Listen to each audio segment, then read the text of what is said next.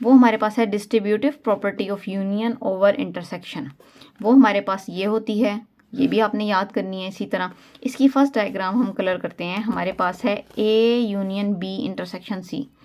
तो हम बी और इंटरसेक्शन सी है, तो बी और सी का जब इंटरसेक्शन लेंगे तो सबसे पहले हमारे पास ये कंबाइन एरिया बनता है।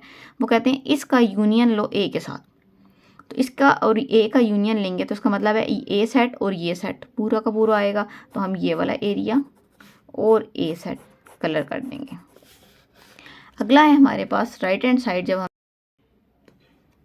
ए यूनियन बी, ए और बी पूरा का पूरा, ए यूनियन सी, ए और सी पूरा का पूरा आएगा। तो जब हम लेंगे इनका इंटरसेक्शन, तो इंटरसेक्शन में ए तो देखें बी के साथ भी आ रहा है और ए सी के साथ भी आ रहा है, तो ए तो हमारे पास कलर होना ही होना है। उसके साथ हमारे पास वो वैल्यू भी कलर होनी है जो इन दोनों में कॉमन है, जो ए के साथ यूनियन में हमने ली थी। वो हमारे पास एरिया इन दोनों का है ये वाला, तो ये वाला एरिया भी कलर होगा। तो इस तरह हमारी लेफ्ट हैंड साइड और right hand side equal proof भी हो गई और same shade with different condition prove हो गया। अच्छा, हमारे पास सेकंड डायग्राम है। सेकंड डायग्राम हमारे पास आती है ए और सी और बी। अब इस तरह बनी हुई है, लेकिन प्रूफ हमने वही वाला करना है, ऊपर वाला। ऊपर वाला क्वेश्चन हमारे पास क्या था? हमारे पास था A union B intersection C, और यहाँ पे हमारे पास था A union B intersection A union C. ठीक है जी। अब हम करेंगे बी इंटरसेक्शन सी लेंगे, सी और बी का इंटरसेक्शन लेंगे तो ये एरिया कंबाइन आता है। अब वो कहते हैं इस एरिया का यूनियन लो ए के साथ, तो इसका मतलब है ये वाला एरिया ए का और ये वाला इसका एरिया कलर हो जाएगा। अब हम ये वाली साइड प्रूफ करते हैं। तो सबसे पहले हम ए यूनियन बी को अगर देखेंगे, ए और बी, ये हमारे पास बी है। अब हम ए और बी का अगर हम यूनियन लेते हैं तो हमारे पास ए सेट भी और बी सेट भी पूरा का पूरा आ जाएगा। ए यूनियन सी लेते हैं तो ए सेट और सी सेट पूरा का पूरा आ जाएगा, मतलब ए दोनों में आ रहा है। ठीक है, इन दोनों का हमने फिर लेना है इंटरसेक्शन। तो ए तो दोनों में आ रहा है, तो ए को तो हम कलर करेंगे ही करेंगे, और फिर बी और सी का जो कंबाइन एरिया है हम वो भी कलर करेंगे। तो ये हमारी सेकेंड डायग्राम भी प्रूव होगी। अच्छा, हमारे पास थर्ड डायग्राम है, वो हमारे पास कहते हैं इसी तरह उसको भी हमने प्रूफ करना है। बी इंटरसेक्शन सी किया, तो बी और सी का इंटरसेक्शन किया, इंटरसेक्शन किया, तो ये वाला एरिया हमारे पास कंबाइन आ गया। अब उसका लेना है ए के साथ यूनियन। तो जब ए के साथ हम यूनियन लेंगे तो ए पूरा का पूरा और ये वाला एरिया इसका। ठीक है जी। अगेन ये वाला ए यूनियन बी, ए और बी का यूनियन लिया तो ए और बी पूरा का पूरा आएगा। ए यूनियन सी लिया तो ए और सी पूरा का पूरा आएगा। उसके बाद वो कहते हैं इंटरसेक्शन लेना है इनका, जो ये आ गई हैं। तो इसमें ए तो इधर भी मौजूद है, इधर इस बी के साथ, और ए सी के साथ भी मौजूद है, तो ए तो हमारे पास कलर होना ही होना है। ठीक है जी, कंप्लीट। और साथ में वो कहते हैं इन दोनों का इंटरसेक्शन, तो इंटरसेक्शन का ये वाला एरिया हमारे पास कलर होगा। तो ये हमारा थर्ड डायग्राम का भी कलर हो गया। अब फोर्थ डायग्राम है हमारे पास ए यूनियन, और आपके पास सिंपल सी ट्रिक है, आपको जो साइड आसान लगे वो वाली आप शेड करें और दूसरी साइड को ऑटोमेटिकली वही शेड होगी। तो आप उसी तरह पेपर में भी कर लीजिएगा।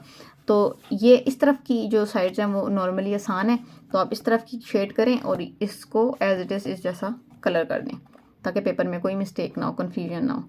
अच्छा, हमारे पास सबसे पहले है बी इंटरसेक्शन सी। बी और सी का इंटरसेक्शन लेंगे, ये दोनों हमारे पास डिसजॉइंट सेट हैं, ओवरलैपिंग नहीं है, तो कुछ भी कॉमन नहीं आएगा, 5 सेट हो जाएगा। तो 5 सेट का अगर हम किसी के साथ भी इंटरसेक्शन करते हैं तो आंसर नहीं आता। अब इन्होंने कहा है बी इंटरसेक्शन सी, तो बी और सी में कॉमन कुछ भी नहीं आया, हमारा 5 सेट आ गया। अब कहते हैं 5 सेट का यूनियन लें ए के साथ।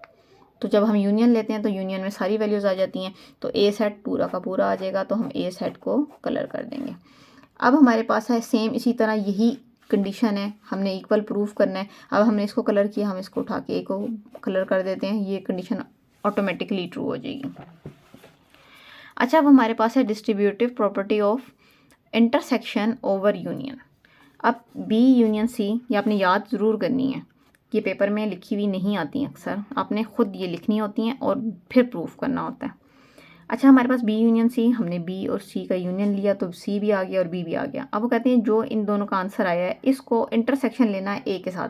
तो ए के साथ इन दोनों में से कौन सा एरिया मैच कर रहा है, तो ये वाला एरिया मैच कर रहा है, तो हम सिर्फ इस एरिया को कलर करेंगे क्योंकि हम आंसर को कलर करते हैं। इसी तरह ये वाली साइड हम लें, ए इंटरसेक्शन बी, ए और बी का इंटरसेक्शन लेंगे तो कुछ भी नहीं आता, खाली सेट आता है। अब वो कहते हैं ए इंटरसेक्शन सी लो, ए और सी का इंटरसेक्शन लिया तो ये वाला एरिया आया। अब वो इस एरिया का कहते हैं 5 सेट के साथ यूनियन लो, यूनियन लेना है। तो यूनियन लेने से क्या होगा, ये वाली सेट आ गई क्योंकि 5 सेट में तो कुछ भी नहीं है, तो दोनों सेम डायग्राम सेम कलर हो गई। ठीक है जी। अब हमने कलर करना है A intersection B union C. तो सबसे पहले अगर हम बी यूनियन सी देखेंगे तो बी और सी का यूनियन लेंगे तो ये बी और सी दोनों एरिया कवर हो जाएंगे। ठीक है, आंसर में क्योंकि बी सेट भी पूरा आएगा और सी सेट भी पूरा आएगा। अब इन दोनों सेट का हमने इंटरसेक्शन लेना है ए के साथ। तो ए सी के अंदर जितना आ रहा है उतना ही इंटरसेक्शन, मतलब सेम वैल्यूज आएंगी। तो इसका आंसर आएगा, सिर्फ कलर होगा ए, क्योंकि बी और सी में कॉमन एरिया सिर्फ ए के साथ इतना है, तो ए कलर होगा। अब इस डायग्राम में हमारे पास ए इंटरसेक्शन बी है, तो ए और बी का इंटरसेक्शन देखें तो दोनों डिसजॉइंट सेट हैं, दोनों में कुछ भी कॉमन नहीं है, तो कुछ भी कलर नहीं होगा। यहाँ पे देखें ए इंटरसेक्शन सी, ए और सी का इंटरसेक्शन लें तो हमारे पास ए कलर होगा। अब अगर हम इन दोनों का यूनियन ले लें तो यूनियन में तो जाहिर बात है कि दोनों चीज़ें आती हैं। अब खाली सेट हमारा पहले वाले को देखें, ए इंटरसेक्शन बी हमारे पास क्या आया था, खाली सेट, उसका हमने यूनियन लेना है किसके साथ, ए के साथ। तो आंसर क्या आएगा, ए आएगा। सादा सी बात है, तो कलर हमने आंसर को करना होता है। आप इसी तरह सॉल्व करके देख लिया करें। ठीक है जी। जैसे अगर यहाँ अगर हम कहें बी यूनियन सी, तो बी और सी दोनों आएंगे, ए के साथ इंटरसेक्शन लेना है, A intersection B union C करेंगे तो जो एरिया सिर्फ इन दोनों के साथ मैच करेगा कॉमन, वही हम शेड करते हैं। ठीक है। अच्छा जी, अब हम करते हैं अगला पार्ट। अगला है हमारे पास A intersection B union C. अब बी और सी का यूनियन लेंगे तो बी और सी तो पूरे के पूरे आएंगे, तो इस पूरे एरिए का इंटरसेक्शन लेना है हमने किसके साथ, ए के साथ। अब ए का कितना एरिया इन दोनों से मैच हो रहा है, कौन सा वाला, जस्ट ये वाला एरिया।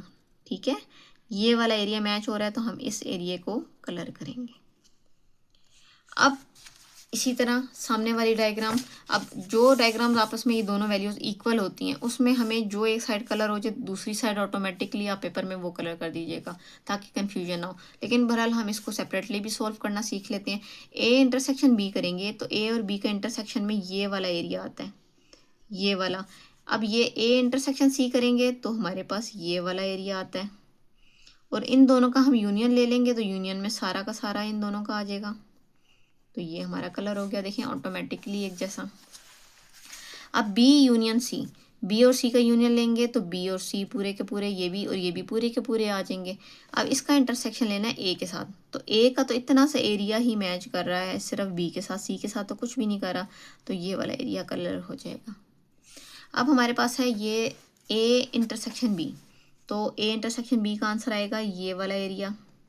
ठीक है, और ए इंटरसेक्शन सी लें तो कुछ भी नहीं आएगा क्योंकि भाई इसमें कुछ भी कॉमन नहीं है, तो इस एरिया का यूनियन लेना खाली सेट से, तो ये वाला एरिया ही आएगा।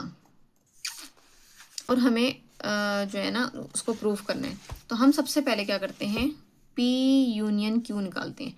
पी और क्यू का यूनियन निकालेंगे तो पी और क्यू दोनों आ जाएंगे। वो कहते हैं इन दो का यूनियन लें आर के साथ, तो यूनियन में तो सारी वैल्यूज आ जाती हैं, तो हमारे पी क्यू आर तीनों चीज़ें कलर हो जाएंगी।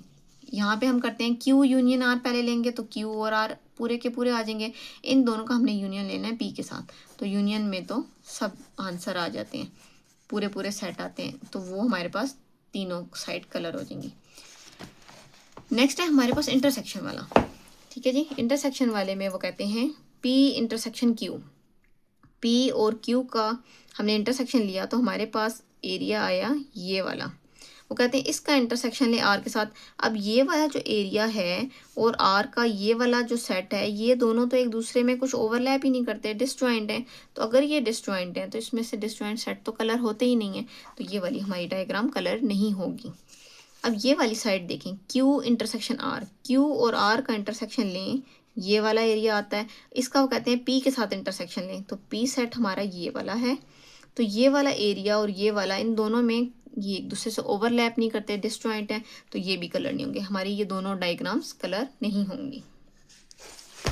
अब हमारे पास आता है अगला क्वेश्चन, अगला part, P union Q union R। P और Q का यूनियन लेना है, तो P और Q तो पूरा का पूरा आ जाएगा, उसका यूनियन लेना है R के साथ, तो R का यूनियन भी लेना है, तो इसका मतलब P भी पूरा का पूरा आएगा, Q भी पूरा का पूरा इंक्लूड होगा और R भी पूरा का पूरा इंक्लूड होगा। इसी तरह इस वाली साइड को कलर करेंगे तो ऑटोमेटिकली दोनों इक्वल हैं, तो ये सेम कलर हो जाएंगे। अब है P intersection Q intersection R। P और Q का इंटरसेक्शन लें, ठीक है जी, ये हमारे पास P है, P और Q का इंटरसेक्शन लें तो ये दोनों हमारे पास डिसजॉइंट सेट हैं, डिसजॉइंट सेट में कुछ भी कॉमन नहीं होता, तो ये हमारे पास खाली सेट, कलर ही नहीं होगा कुछ भी। इसका इंटरसेक्शन लेना है R के साथ, तो R के साथ इंटरसेक्शन लेंगे, कुछ भी कॉमन नहीं आएगा, खाली सेट आंसर आएगा, तो खाली सेट में तो कुछ भी कलर नहीं होगा, इसका मतलब आंसर आया। तो अगर यहाँ कलर नहीं होगा तो यहाँ भी ऑटोमेटिकली कलर नहीं होगा। क्वेश्चन नंबर 6 है, verify X union Y intersection Z और X union Y intersection X union Z। अब हमारे पास उन्होंने वैल्यूज़ दी हुई हैं, ठीक है जी, और इस तरह की हमारे पास शक्ल बनाई हुई है। अब ये जो हम डायग्राम हमने बनाई है, इसमें हमने x की जो वैल्यूज़ थी वो भी मेंशन कर दी, y की जो वैल्यूज़ थी वो भी मेंशन कर दी और z की जो थी वो भी। लेकिन अब चूंकि x और y हमारे पास z के अंदर मौजूद है, तो z के अंदर तो तमाम वैल्यूज़ आ गई ना भाई, x वाली भी, y वाली भी और z की अपनी रिमेनिंग बाकी वैल्यूज़ भी। अब हमने क्या करना है, हमने प्रूफ करना है x union y intersection z। तो सबसे पहले हम ब्रैकेट वाली वैल्यू देखें, तो y इंटरसेक्शन z लेंगे, y और z का इंटरसेक्शन लें तो हमारे पास आंसर आएगा y, और इसका अगर हम x के साथ ले लें यूनियन, तो इस वैल्यू का इस वैल्यू के साथ यूनियन लेंगे, तो यूनियन में तो पूरे पूरे सेट आ जाते हैं, तो हमारे पास ये कलर हो जाएगा, ठीक है जी। अब सेकंड हमारे पास ये वाली डायग्राम है, इसमें हमने क्या करना है, ये प्रूफ करना है x union y intersection x union z। x union y लेंगे, x और y का यूनियन लेंगे तो दोनों वैल्यूज आ जाएंगी। अब x और z का यूनियन लेंगे तो x और z भी पूरा का पूरा आ जाएगा। और जब हम इनका लेंगे इंटरसेक्शन, देखिए x और y का यूनियन लिया था तो ये आया, ये आया। जब हमने इसका जो यूनियन लिया तो हमारे पास x आया और z आया। अब इन सब का हमने जब लिया इंटरसेक्शन तो कॉमन हमारे पास ये वाली वैल्यूज आएंगी, x भी और y भी, क्योंकि y पूरा का पूरा z के अंदर मौजूद है। दोनों साइड्स इक्वल हैं, जब जैसे ये कलर होगी वैसे ही आप दूसरी साइड को भी कलर कर लें।